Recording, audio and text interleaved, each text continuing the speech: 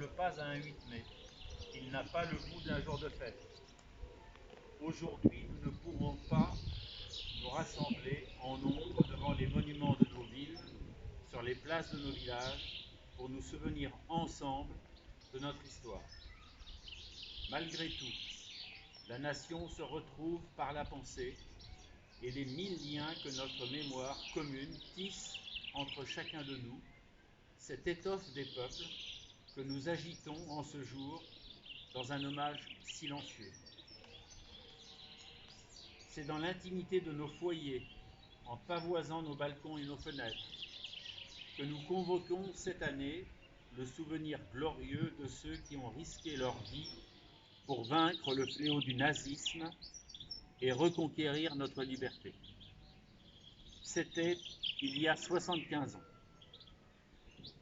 Notre continent refermait, grâce à eux, le chapitre le plus sombre de son histoire. 5 années d'horreur, de douleur, de terreur. Notre pays, pour ce combat, avait commencé dès septembre 1939. Au printemps 1940, il y a 80 ans, la vague ennemie avait déferlé sur les frontières du Nord-Est et la digue de notre armée n'avait pas tenu. Nos soldats, pourtant, s'étaient illustrés à de nombreuses reprises.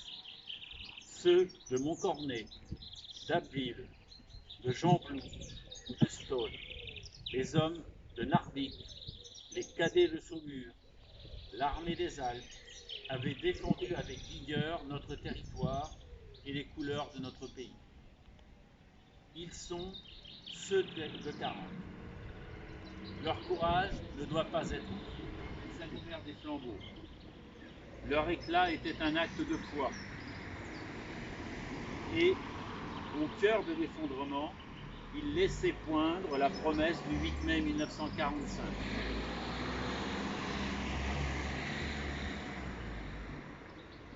Cette aube nouvelle fut ensuite conquise de haute lutte par les combats des armées françaises et des armées alliées, par les Français libres qui jamais ne renoncèrent à se battre, par le dévouement et le sacrifice des résistants de l'intérieur, par chaque Français, chaque Française qui refusa l'abaissement de notre nation et le dévoiement de nos idéaux.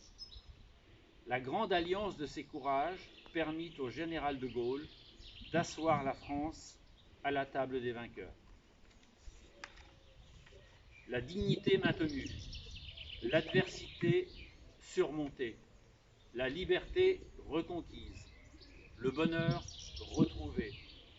Nous les devons à tous ces combattants, à tous ces résistants. À ces héros, la nation exprime son indéfectible gratitude et sa reconnaissance éternelle. Le 8 mai 1945, c'est une joie bouleversée qui s'empare des peuples.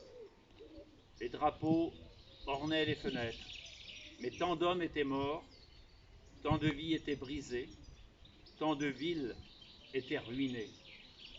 À la liesse succéda la tristesse et la désolation. Après, avec le retour des déportés, les peuples découvrirent bientôt la barbarie nazie dans toute son horreur. Rien, plus jamais, ne fut comme avant. La fragilité révélée de nos vies et de nos civilisations nous les rendit plus précieuses encore. Au bout de cette longue nuit qu'avait traversée le monde, il fallait que l'humanité relevât la tête.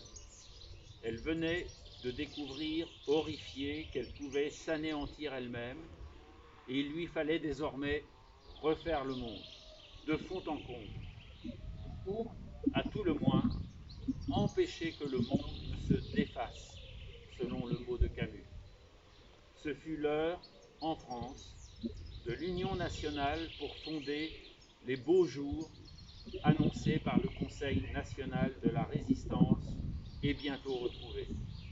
L'heure, en Europe, de l'effort commun pour bâtir un continent pacifié et fraternel. L'heure dans le monde de construire les Nations Unies et le multilatéralisme. Aujourd'hui, nous commémorons la victoire de ce 8 mai 1945, bien sûr, mais aussi, mais surtout, la paix qui l'a suivie. C'est elle, la grande victoire du 8 mai. Notre plus beau triomphe, notre combat à tous, 75 ans plus tard. Vive la République!